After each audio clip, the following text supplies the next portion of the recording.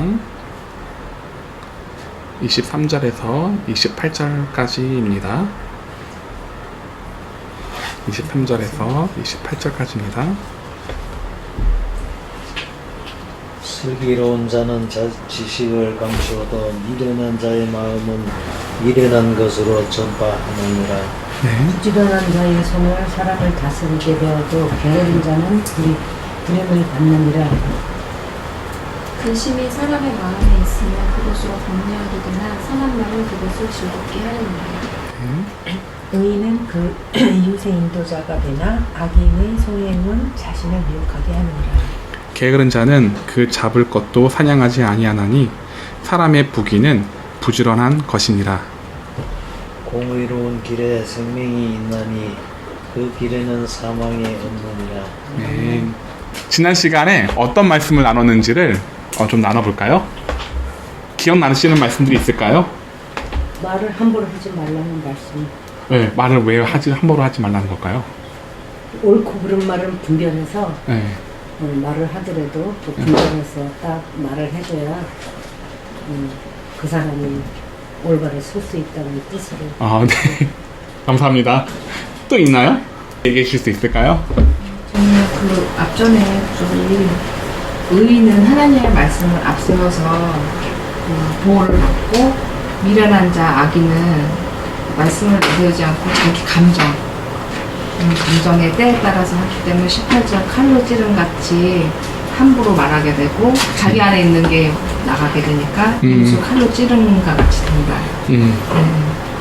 그래서 지혜로운 자의 혀가 양약 이웃을 치료할 수 있는 말씀을 내세우기 때문에 그 이웃에게 말씀의 기준을 내세워서 그 말씀이 이웃을 치료하게 만든다. 자기가 나서서 하는 것입니다. 그게 네. 그러니까 지혜가 없는 사람, 악인은 자기가 나서서 말을 하다 보니까 감정에 치우쳐지게 되면은 그 감정까지도 나와서 칼같이 사람들을 도려내지만 의인은 자기가 나서는 것이 아니라 자기는 말씀의 도구가 되어서 말씀이 하시도록 나는 도구로서의 일을 한다. 그러다 보니까 말씀은 능력 있는 말씀이다 보니 사람을 치유케 하더라. 이렇게 요약을 해볼 수가 있겠네요. 그리고 또 있나요? 말씀에 충만하면은 거짓은 입술에 여호와 함께 믿음도 가질 수가 있고, 네. 신실하게 행하는 자는 기뻐하심을 또 받는다고 하나님께 말씀을 해주셨어요. 네. 정말 노력하는 모습은 정말 보기 아름다워요. 네, 그럼 넘어가 볼게요. 예, 혹시 또 지난 시간의 말씀을 내가 소화했던 그런 말씀들이 있을까요? 22절에 거짓 입술은 여호와께 미움을 받아도 진실하게 행하는 자는 그의 기뻐하심을 받느니라라고 말씀했잖아요. 근데 하나님의 말씀을 내세울 때 사람에게는 좀 정내미가 없고 너무 그럴 수 있지만 이 기뻐하심을 그 사람이 기뻐하는 행위가 되고 20절에 화평이 있고 평안이 있는 것은 하나님 편의 화평이지 우리가 모든 것이 평안하다 안전하다 모든 일이 없다가 아니라 그런 일이 있음에도 불구하고 내가 이웃에게 말씀을 전했는데 그 이웃이 칼을 들든 어쨌든 내 마음에는 하나님께로부터 온 평안이 있고 하나님께서 기뻐하신다. 기쁨은 하나님 편의 기쁨이지 사람에게서 취할 수 있는 기쁨이라는 부분이 된다는 얘기죠. 네. 당장 싫어하는 말을 했을 때는 이 사람이 왜 나한테 섭섭한 말을 했을까라는 생각이 들 때가 있어요. 그런데 그게 그 싫어하는 말이 말씀에 의해서 싫어하는 말이 되면은 처음에는 섭섭하다라는 생각이 들지만 나중에 지나가다 보니까 말씀대로 이렇게 되는구나 라고 생각해서 오히려 싫어한 말을 했었던 그 사람이 고마워질 때가 있어요. 이제 그런 것들을 얘기를 해요. 좋아요. 이제 23절입니다. 슬기로운 자는 아름이란 단어로 좋은 의미를 사용할 때는 이래요. 신중하다라는 뜻을 가지고 있어요. 이 신중한 사람은 잠언 16장 16절에서도 설명드렸었어요. 기록된 말씀처럼 말씀에 내 자아가 기스가 나면은 말씀이 나에게 기스를 내는 경우들이 많아요. 스크래치죠. 스크래치를 내고 혹은 나를 깨부실 때도 있어요. 그때는 그거를 상처받았다 하면 말씀과 멀어지는 것이 아니라 이 신중한 사람은요, 오히려 말씀 앞에 나를 인정하고 나의 부족한 부분을 채우려 하는 자라고 얘기를 했었어요. 그런 슬기로운 자는 22절에요. 의인은 머리와 가슴이 하나가 되어서 그 진리를 행할 때 즐거움을 누리게 되는데 이러한 자는 자신의 즐거움을 떠버리지 않아요. 그래서 이 슬기로운 자와 22절에 진실하게 행하는 자는 매치가 되는 거예요. 한 사람인 거예요. 22절에 진실을 행하는 자와 23절에 슬기로운 자는 의인이에요. 한 맥락으로 이어지는 거예요.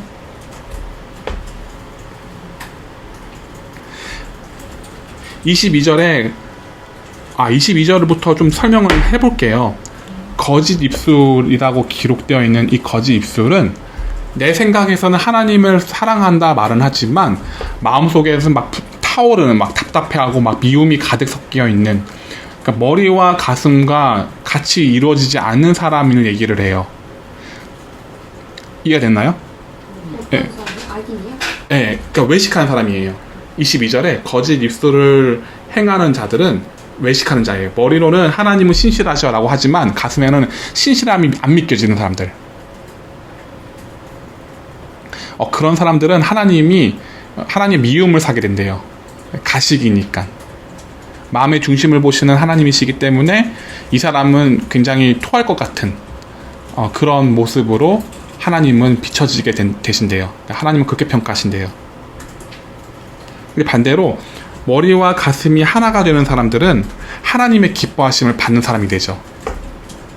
왜 우리들도 마찬가지죠. 회사에서나 뭐 직장 동료 혹은 주위 사람, 내 친구들 혹은 주위에 어울릴 수 있는 사람들이 가식을 하게 되면요, 토할 것 같죠. 그 사람을 좀 보기고 싶지도 않고 그 사람을 보면 좀 화가 나고 그 사람이 어떤 생각을 하고 있는지 아니까요. 머리와 말로 하는 것과 가슴으로 이렇게 그 사람이 생각하는 것이 다르니까 그걸 보는 나는 좀 싫죠. 마찬가지로 하나님도 그러한 외식하는 사람을 봤을 때는 싫으신 거예요. 22절에 여호와께 미움을 받아도가 네. 원문에는 통할 것 같아도 이런 의미. 네, 이런 의미입니다. 그런데 22절에 기뻐하심을 받느니라라고 기록되어 있어서 그 진실을 행하는 자는 기쁨을 누린다는 얘기도 되잖아요. 근데 누리는데 그런 그 누림을 떠버리지 않는데요. 그게 23절에 지식을 감추는 자가 되는 거예요. 그러니까 왜 떠버리지 않는가? 전파를 하면 좋잖아요. 내가 즐거운 걸, 내가 기쁨을 누릴 수 있는 거를 전파를 하면 좋은데 왜 전파를 하지 않고 숨기느냐? 이 부분을 또 나눠보고자 하는데요. 한 예가 있어요. 진리가 나를 자유케 한다라는 말씀이 있죠. 이 말씀을 예로 들어볼게요. 보통 사람들에게 진리가 너희를 자유케 하니까 진리대로 따라가 봐 라고 말한다 할 때 사람들은 어떤 반응을 보일까요? 내 주위에 진리가 말씀에 기록되어 있어. 진리가 너희를 자유케 해 라는 말씀이 있어. 그러니까 기록된 말씀 한번 따라가 봐. 이렇게 권면을 해준다면은 그 사람은 어떻게 반응할까요? 그 사람이 하나님에 대해서 잘 모르는 사람들이에요. 그런데 나는 기쁨을 누리고자 따라가 봐. 얼른 따라가 봐. 따라가서 너도 같이 기쁨을 누리자. 이렇게 그 사람에게 뭔가를 권면하게 된다면은 그 사람은 어떤 반응을 보일까요? 네, 그러니까 내가 누리는 것을 그대로 그 사람들에게 전달이 될까요? 아니면은 왜곡돼서 전달이 될까요? 왜곡돼서 전달. 네, 왜곡돼서 전달이 되어요. 그래서 그렇게 진리가 나를 자유케 하는 게 맞아요. 근데 그 사람들이 그거를 경험해 보지 못했으니까 몰라요. 그래서 왜곡되게 그 진리를 받아들이게 되더라는 거죠. 그러니까 내가 누리는 그 진리를 있는 그대로 온전하게 받아들이면은 좋은데 그것을 받아들이지 못해요. 왜일까요? 내가 생각하는 진리랑 그 사람이 생각하는 진리가 달라요. 다르죠. 그리고 말씀이 의도하고자 하는 그 진리를 이해 못해요. 머리로 이해할 수 있는 게 아니기 때문이죠. 말씀은 머리로 이해할 수 있는 게 아니에요. 머리로 이해할 수 있는 거면은 머리 좋은 사람들이 다 천국 가죠.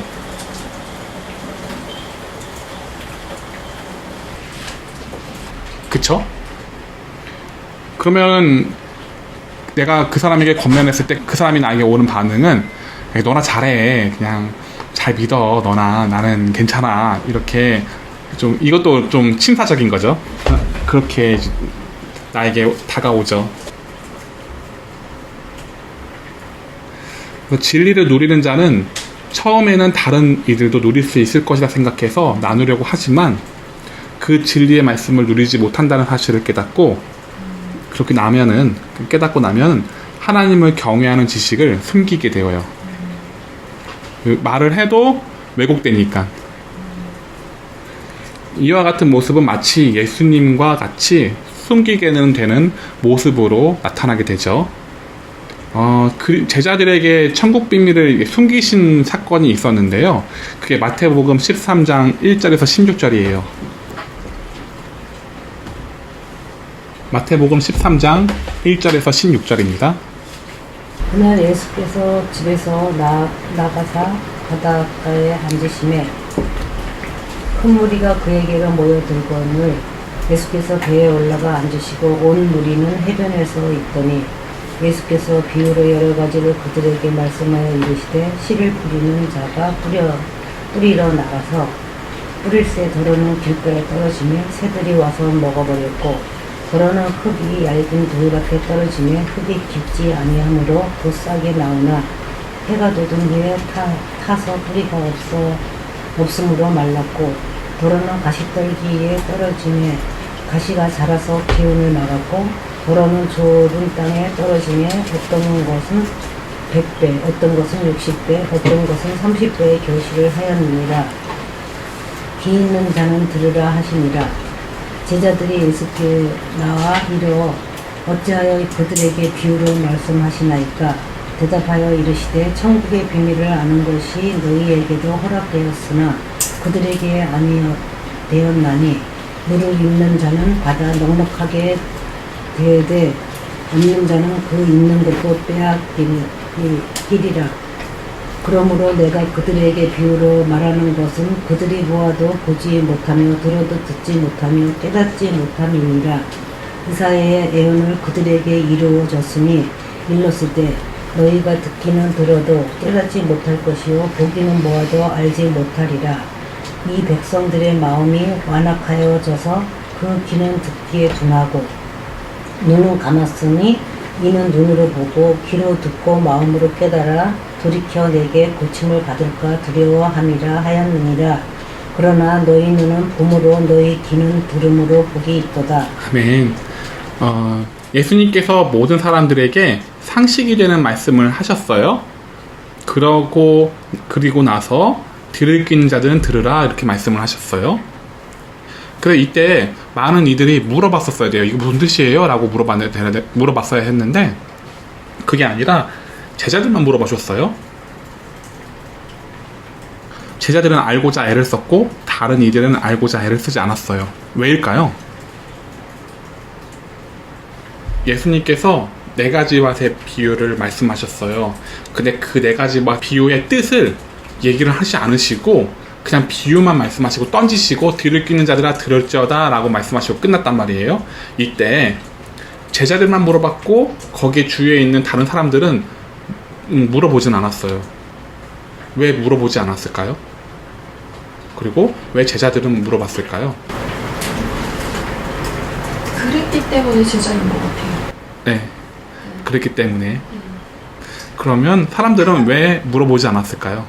알고자 하지 않는 자에게는 이 비밀이 허락되지 않는다라고 기록되어 있어요. 그리고 마태복음 13장 13절에 내가 그들에게 비유로 말하는 것에 대해서 이렇게 말씀을 하셨는데요. 보아도 보지 못하고 들어도 듣지 못하며 깨닫지 못하기 때문이라고 말씀을 하셨대요. 15절을 보니까 마음이 완악하여서 물어보지 않았었던 사람들은 완악하여서 물어보지 않았던 거고요. 그리고 제자들이 물어봤었던 것은 완악하지 않아서 여쭤봤던 거예요. 완악하다는 얘기는 프레임을 짠 거예요. 내가 하나님 나라에 들어가는 자가 이런 자다라는 프레임을 짜니까 그 말씀, 예수님께서 하신 말씀이 그 프레임 안에 들어가지 않기 때문에 물어보지 않은 거예요. 그러니 내가 어떤 프레임을 짜서 내 자아를 굽히고 말씀에게 여쭤보거나 예수님께 여쭤보지 않는 한은 눈이 보여도 볼 수가 없고 귀가 들어도 듣지 못하게 되는 상태가 나타나게 되죠.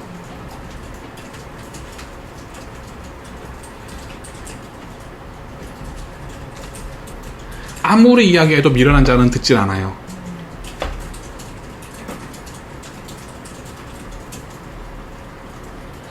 근데 만일 지금 이 상황에 있는 우리들이라 할지라도 우리 마음이 완악해질 수 있단 말이에요. 어떤 프레임을 짤 수 있단 말이에요. 그 프레임을 견고하게 짰다면은 우리 역시도 들으려고 하지 않죠.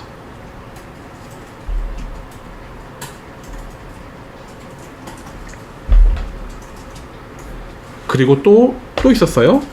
또 귀로 듣고 마음으로 깨달아 돌이켜 자신이 말씀에 의해 나아갈까봐 두려워한다고 기록되어 있어요. 15절에요. 마태복음 13장 15절이죠. 자신이 말씀으로 나아갈까 또 두려워서 안 됐는데요. 그래서 그 진리를 누리고 싶은 마음은 있는데 이 슬기로운 자는 숨기고 싶어서 숨기는 것이 아니라 숨겨지게 되는 거예요.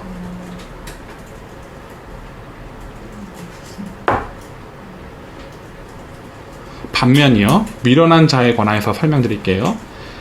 미련한 자는 미련한 마음에서 나오는 것을 전파해요. 반면 미련한 자는 미련한 마음에서 나오는 것을 전파해요.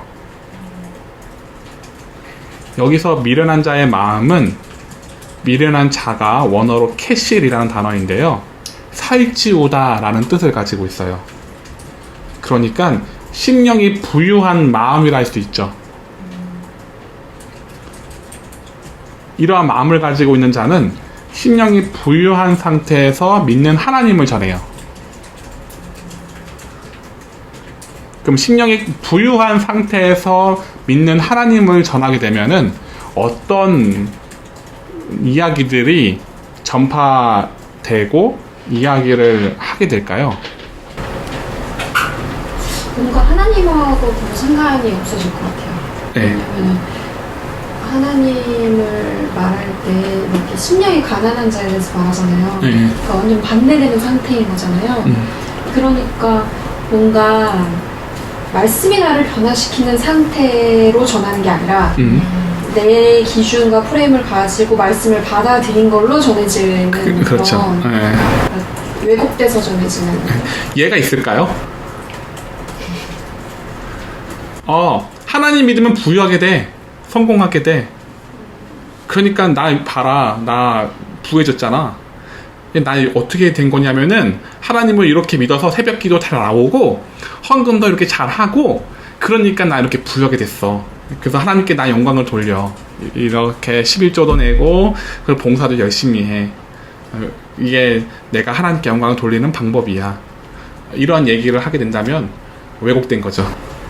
마태복음 5장에는 심령이 부한 자가 천국에 질 것임이라고 예수님 말씀하셨잖아요. 그러면 부유한 상태면 천국이 안 보이잖아요. 안 보이죠. 못 누리고 살잖아요. 네. 그러니까 이 땅에 뭔가 집착하면서 그거를 기독교랑 혼합을 시키면서 그걸 계속 타협하면서 사람들한테 그 타협한 하나님을 전할 것 같아요. 맞아요. 이 땅에서 보상받아야 되니까. 머리가 되지 꼬리가 꼬리가 되지 되지 마라. 머리가 돼서 음. 이렇게 이끌고 그 상위 몇 프로에 들어가지고 그걸 가지고 예수님이 바라는 거 막 이렇게 어려운 사람 도와준다든지 리더가 돼서 이끈다든지 이런 걸 하는 그게 하나님의 뜻이다. 막 이런 게 한참 말해줬었잖아요. 또 거기에 매여 있는 사람들은 또 그렇게 해야 하는 것처럼 생각해서 자기가 부족하다고 늘 매여 살게 되죠.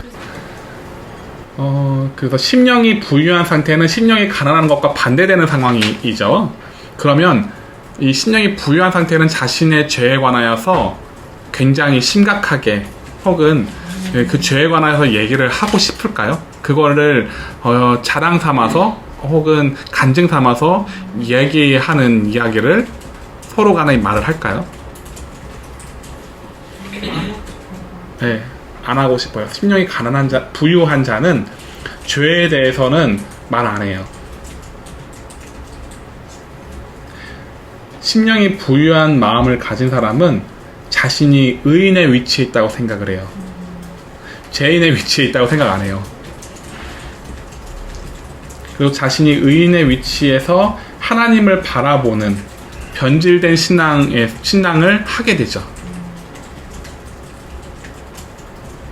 그러니까 말씀을 바라볼 때 사람마다 다 달라요. 어떤 사람은 죄인의 위치에 서서 말씀을 바라보고 떠받드는 사람이 있는 반면에 하나님과 동등된, 동격된 그런 위치에서 말씀을 보는 사람들도 있어요.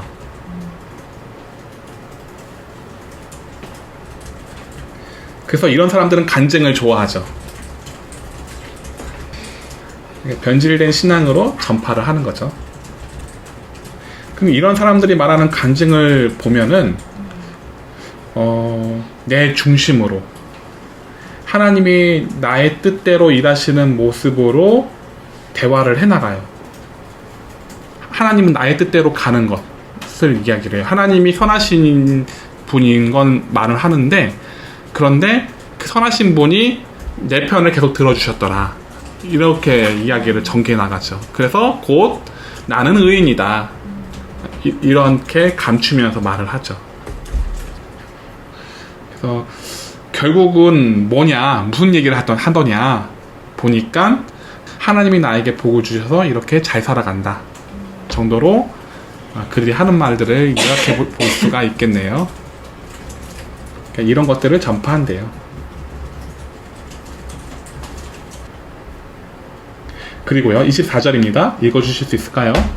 잠언 12장 24절입니다. 지존한 자의 손은 사람을 다스리게 되어도 게으른 자는 부림을 받느니라. 아멘. 이 말씀을 그냥 읽어봤을 땐 어떤 뉘앙스, 어떤 느낌의 말씀으로 다가오나요?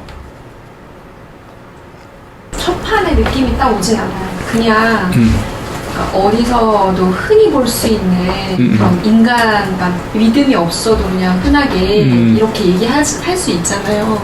그냥 첫 판에는 그냥 그것부터 생각이 나요. 그냥 문자 그대로. 말씀이 아니라, 네. 문자 그대로 열심히 부지런히 하는 사람들은 승진해가지고 사람들을 다스릴 수 있게 되고, 또 게으른 자는 일을 하지 않으니까, 일을 적당히 하니까 그 누군가에게 부림을 받게 되는 그런 상태로 읽어볼 수가 있겠어요. 그런데 성경에서 다스리다 라는 단어는 사람을 나의 뜻대로 부린다라는 개념으로 사용 안 해요. 다스리다 라는 단어는 사람을 나의 뜻대로 부린다 라는 개념 자체를 안 써요. 예수님이 다스리시는 분이셔요. 선생으로서, 선지자로서 다스리셨던, 제자들을 다스리셨던 분이세요. 목자이시니까요. 근데 예수님의 삶만 봐도 알 수 있어요. 예수님이 예수님의 뜻대로 부리시는 모습들이 성경에선 나타나 있나요? 없어요. 그런 개념이 아니라는 얘기예요. 말씀이신 예수님이시니까요. 이 말씀은 이런 말씀으로 다가올 수 있어요. 오늘 본문의 문맥은 말씀을 따르는 자, 따르지 않는 자니까요. 그러니까 말씀 따라 부지런히 힘을 다하는 사람이 있고, 게으르게 행하는 사람이 있다는 얘기로 이야기를 전개해 나갈 수가 있겠네요. 24절의 말씀이 말씀에 따라 부지런히 가는 사람, 그리고 말씀에 따라 부지런히 가지 않는 사람, 이렇게 나눠진다, 이렇게 의미한다, 그렇게 설명을 드릴 수 있다는 거예요. 그리고 다스리다라는 단어 개념 자체가 사람을 인도하다라는 개념이에요. 말씀 앞에 인도하다. 그러니까 말씀이 그 사람을 다스리는 거죠. 앞에서 설명드렸듯이 예수님은 사람을 부리지 않으셨어요. 예수님이 목자로서 양들을 다스리실 때에는 말씀에 따라가도록 인도하셨어요. 지금도 인도하시죠. 또 말씀을 듣는 사람들의 마음을 청진하셨어요.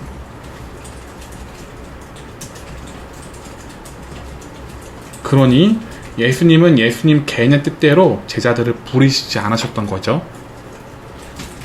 이게 다스리다예요. 다스리다라는 것은 사람을 청진하고 사람을 말씀대로 인도하는 자예요. 그러면 그 개념을 24절에 부지런한 자로 적용해보면 어떠한 뜻이 나타나게 되나요? 제 말씀을 부지런히 따르는 자는 결국은 예수님이 하셨던 것처럼 이웃의 마음을 청진하고 그 사람에게 말씀을 전해서 그 사람을 이 문자대로 인도하는, 다스리다. 그 사람을 말씀 앞으로 인도하게 되는 삶을 계속 살아갈 것 같아요. 네, 그렇게 살아가는 삶으로 보여지더라는 거죠. 반대로 이 게으른 자에 관해서 설명드리자면 게으른 자는 내가 능동적으로 말씀을 따라가는 사람이 아니에요. 그 말씀을 따라가는 것을 노동처럼 생각해요. 그래서 말씀에 어쩔 수 없이 내 생각과 다르게 그냥 끌려가는 사람이에요. 보통 이렇게 생각하는 부류의 사람들은 말씀을 율법이라 생각하고 따라가는 사람들이 대부분이죠. 그러니까 게으른 자는 말씀이 의도하고자 하는 의도를 생각하려고 하잖아요. 그냥 교회에서 지키라고 하면 지키는가 보다. 근데 교회 입장에서는 굉장히 순한 양이에요. 생각 안 하고 물어보지도 않고 봉사 열심히 하고 헌금 잘 내고. 그러니까 교회 입장에서는 굉장히 순한 양이에요. 근데 하나님 보실 때는 게으른 사람이죠. 그래서 말씀을 읽고 말씀을 묵상하는 것을 억지로 하게 되니까 노동처럼 하게 되는 거죠. 그래서 그 말씀을 필사하죠. 그 필사하는 것들을 굉장히 크게, 굉장한 일로 생각을 하죠. 이걸 노동으로 바라보니까요. 그리고 말씀을 읽는 것도 몇 쪽 읽었다, 30쪽 읽었다, 100쪽 읽었다, 그거를 굉장히 큰 일로 생각해요. 훈장처럼 생각하죠. 왜냐면 그거를 노동으로 했으니까.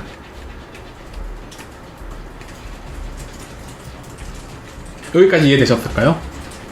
좋아요. 네, 25절입니다. 근신이 사람의 마음에 있으면 그것으로 번뇌하게 되나 선한 말을 그것을 즐겁게 하느니라. 아멘. 말씀을 접하게 될 때에는 근심은 반드시 찾아와요. 왜냐면 나의 죄를 계속 말씀은 얘기하고 있거든요. 말씀을 하시니까요. 그런데 모든 사람들은 그 근심이 사람의 마음에 있을 때, 묵혀져 있을 때 이렇게 번뇌로 변하거든요. 그래서 근심의 말을 하게 돼요. 내 마음이 번뇌로 가득 차니까 근심의 말을 하게 되는 거예요. 말씀을 접할 뿐만 아니라 세상의 번뇌를 안고 또 번뇌 말을 하는 사람들도 많이 있죠. 왜 번뇌를 하는가 보니까, 그 사람들을 관찰해 보니까 그 말씀을 따라가는 것이 나의 힘으로 따라가야 된다라고 생각을 하기 때문에 번뇌가 와요. 말씀 따라가는 거는 내 힘으로 따라가는 게 아니잖아요. 말씀 따라가는 거는 어떻게 따라가야 되는 걸까요? 하나님 사랑하고 하나님에 대해서 막 묵상하고 그냥 동행하는 맞아요. 예수님과 동행해야지 말씀을 따라갈 수 있어요. 그런데 예수님을 떼놓고 말씀을 따라가는 걸 생각하게 되면은 굉장한 번뇌가 일어나게 되죠. 내가 이 많은 두꺼운 책을 어떻게 따라가? 벌써부터 마음이 무거워지죠. 그런데 그럼에도 불구하고 따라가고자 하는 선택하는 사람들이 있어요. 내 힘으로 말씀을 지켜야겠다 선택하는 사람들이 있는데 율법주의자의 길로 가는 거죠. 그런 경우에 사람들은 율법주의자의 길로 가던가 아니면 말씀을 붙잡는 번뇌의 마음을 내려놓고 말씀과 세상과 타협하며 살던가, 두 가지 경우가 갈리죠. 타협하며 살던가 아니면은 율법주의자처럼 살던가.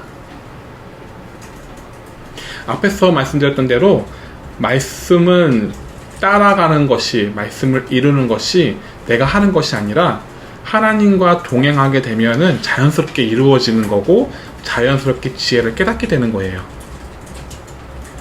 그러니 의인은 말씀을 즐겁게 생각을 하죠. 그리고 말씀 따라가는 것을 무겁게 생각하지는 않아요. 잠깐 근심이 될 수는 있지만요. 계속 구분되어 있어요. 의인과 악인, 의인과 악인.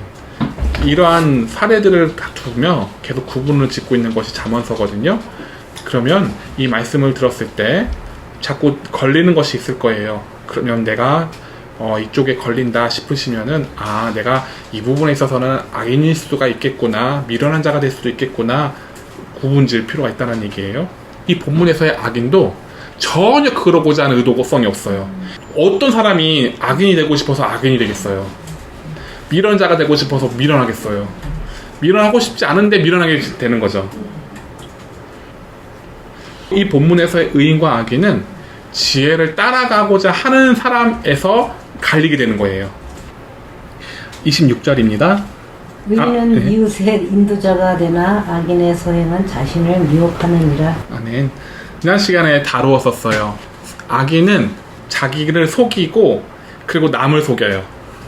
자기가 올바른 것을 하고 있는지도 모르고 혼돈이니까, 이 상태가, 내 마음 상태가 혼돈이 정리가 안 되는 상태니까 그냥 사람들에게 나도 나를 속이고 내가 속았으니까 이웃을 속여지게 되는 거예요. 그런 방향을 이루어졌다라는 것을 지난 시간에 나누었었어요. 지난 시간에 다루었듯이 의인은 말씀의 길을 알기 때문에 올바른 인도자가 되어요. 그러나 말씀과 다른 길로 가는 사람의 행동들은 자신도 자신이 무엇을 하고 있는지 몰라요. 왜냐? 구분을 짓지 않았기 때문이죠. 잠언서에서는 의인과 악인 계속 구분을 지었어요. 이렇게 구분을 짓는 삶을 살아야 되는데 이 구분을 짓는 작업들을 그냥 덮어놓고 보니까 모르는 거예요. 내가 의인인가 악인인가, 그냥 내가 하나님을 믿으니까, 믿고 따라가니까 의인이다 라고 치부하고 생략하고 그냥 가는 거예요. 그러니 자신이 자신을 속이는 거죠. 미혹 당하는 거죠. 믿는 사람들은 이와 같은 사람들 굉장히 많아요. 내가 의인의 길로 갔다라고 착각을 하면서 내가 생각하는 하나님, 내가 바라보는 하나님을 다른 사람들한테 말을 해요. 말씀과 대조해보니까 틀린 것들이 너무나 많은 거죠. 그래서 베레아 교인들처럼 그 사람이 말을 한들 하더라도 말씀과 대조해 봐야 되는 작업은 반드시 있어야 된다는 얘기예요. 27절입니다. 게으른 자는 그 잡을 것도 사냥하지 아니하나니 사람의 부귀는 부지런한 것이니라. 이렇게 말씀하셨네요. 마치 다 잡은 사냥감을 게으른 자는 놓쳐요. 이게 어떤 비유로 설명을 드릴 수 있냐면은, 예를 들을 수 있냐면은, 길가에 뿌려진 밭을 기억나시나요? 길가에 뿌려진 밭이 어떤 상태를 얘기했었나요? 예수님께서 그 말씀을 우리에게 설명해 주셨었죠. 네, 새가 쪼아 먹어요. 그리고 신은 말씀이라고 말씀하셨죠. 그러니까 내 말씀을 내가 잡았어요. 잡고 그 말씀을 듣고 이해했어요. 그런데 그 말씀을 방치하는 거예요. 내 마음속에. 그러니까 다 잡은 사냥감인데 그거를 방치하는 거예요. 다 잡아놓은 것도 구분 지어가지고 내 마음속에 품어서 심어야 되는 건데 심지 않고 있을 때는 마귀가 그걸 쪼아서 가져가는 거죠. 이런 사람들은 게으른 사람이죠. 이런 사람들은 말씀을 굉장히 가볍게 생각하는 건 아니지만 가볍게 생각하는 행동을 하죠.